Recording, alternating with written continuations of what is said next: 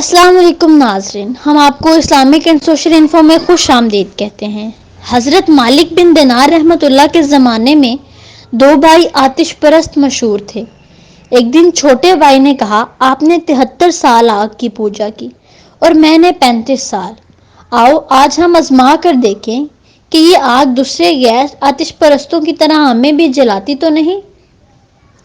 اگر اس نے ہمیں نہ جلایا تو ہم اس کی پوجا کریں گے، ورنہ ترک کر دیں گے۔ چنانچہ چھوٹے بھائی نے آگ میں ہاتھ رکھا تو آگ نے اپنی خاصیت کے مطابق اس کی انگلی جلا دی۔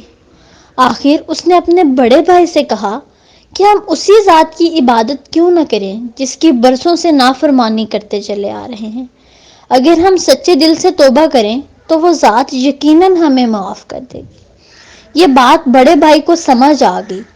دونوں بھائی صحیح راستے کی تلاش میں حضرت مالک بن دینار رحمۃ اللہ کی خدمت میں حاضر ہوئے۔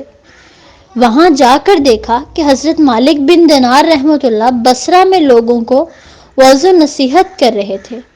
ان کو دیکھ کر بڑے بھائی کہنے لگے کہ میں مسلمان نہیں ہوتا۔ میری عمر کا زیادہ تر حصہ آتش پرستی میں گزرا ہے۔ اب اگر میں مسلمان ہو گیا تو میرے گھر والے مجھے ملامت کریں گے۔ چھوٹے بھائی نے بہت سمجھایا مگر بڑے بھائی کی سمجھ میں یہ بات نہ آئی اور وہ بد نصیب واپس چلا گیا۔ چھوٹا بھائی بیوی کو لے کر حضرت مالک بن دینار رحمۃ اللہ کی خدمت میں حاضر ہوا۔ جب مسلمان ہو کر واپس لوٹنے لگا تو حضرت مالک بن دینار رحمۃ اللہ نے کہا، ذرا ٹھہرو، میں تمہارے لیے اپنے شاگردوں سے کچھ جمع کر دوں۔ جس پر نوجوان نے کہا، میں کچھ نہیں چاہتا، اور واپسی پر ایک ویران گھر دیکھ کر وہیں ٹھہر گیا۔ صبح ہوتے ہی بیوی نے کہا، بازار جا کر کوئی ایسا کام تلاش کرو جس سے ہم اپنے بچوں کا پیٹ پال سکیں۔ چنانچہ وہ نوجوان کام کی تلاش میں نکلا مگر کہیں کوئی مزدوری نہ ملی۔ اس نے سوچا، آخر اللہ تعالیٰ کی مزدوری کیوں نہ کروں۔ یہ سوچ کر دوسرے روز ویرانے میں جا کر مغرب تک عبادت کرتا رہا اور رات کو پھر خالی گھر لوٹ آیا۔ بیوی نے پوچھا کہ ہمارے لیے کچھ لائے ہو؟ تو اس نوجوان نے جواب دیا، آج میں نے بادشاہ کی مزدوری کی ہے مگر اس نے کچھ نہیں دیا، کل کو اجرت دینے کا کہا ہے۔ یہ سن کر بچے مجبوراً بھوکے سو گئے۔ صبح پھر بازار گیا مگر کوئی مزدوری نہ ملی تو اس نے اس روز بھی اللہ کی عبادت کرنے کا فیصلہ کیا اور شام کو گھر آ کر بیوی سے کہا، بادشاہ نے جمعے تک اجرت دینے کا وعدہ کیا ہے۔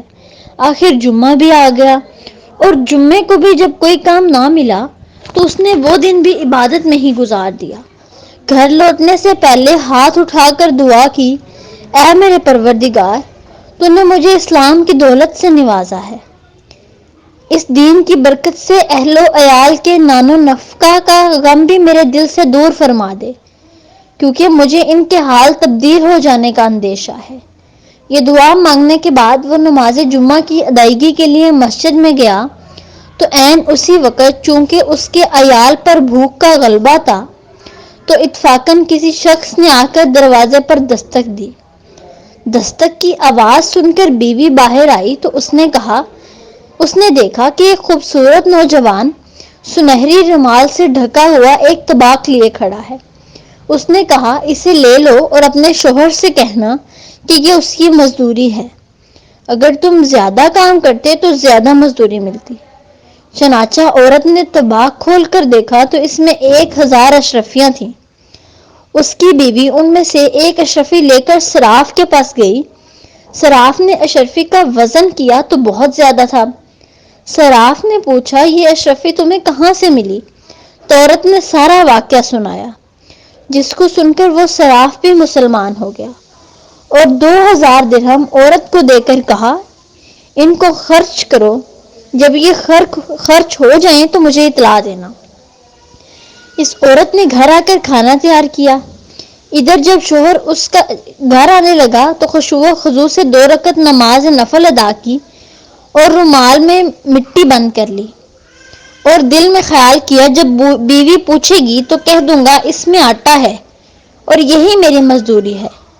جب وہ گھر پہنچا تو کھانے کی خوشبو آ رہی تھی۔ اس نے رومال میں بندھی مٹی دروازے پر ہی رکھ دی تاکہ بیوی کو معلوم نہ ہو سکے۔ گھر پہنچ کر بیوی سے حال پوچھا تو اس کی بیوی نے اسے سارا ماجرا سنایا، جسے سن کر وہ سجدہ شکر بجا لایا۔ پھر بیوی نے اس سے پوچھا، اس رومال میں کیا لائے ہو جو دروازے پر رکھ دیا ہے؟ اس نے جواب دیا کہ اس کا حال مجھ سے نہ پوچھو۔ یہ کہہ کر دروازے میں گیا کہ مٹی پھینک کر رومال لے آئے۔ جیسے ہی اس نے رومال دیکھا تو رومال میں مٹی کی بجائے آٹا ہے۔ یہ دیکھ کر وہ ایک بار پھر اللہ تعالیٰ کی بارگاہ میں سجدہ ریز ہو گیا۔ سچ ہے، جو اللہ تعالیٰ کا ہو جاتا ہے تو پھر اللہ تعالیٰ خود اس کی ساری ضرورتیں پوری کرتا ہے۔ حضرت ابو بکر صدیق رضی اللہ فرماتے ہیں، جو اللہ کے کاموں میں لگ جاتا ہے تو اللہ تعالیٰ اس کے کاموں میں لگ جاتا ہے۔ دعا ہے کہ اللہ تعالیٰ ہم سب کو صحیح معنوں میں اللہ تعالیٰ کی بندگی اور حضور صلی اللہ علیہ وآلہ وسلم کی غلامی کا حق ادا کرنے کی توفیق عطا فرمائے، آمین۔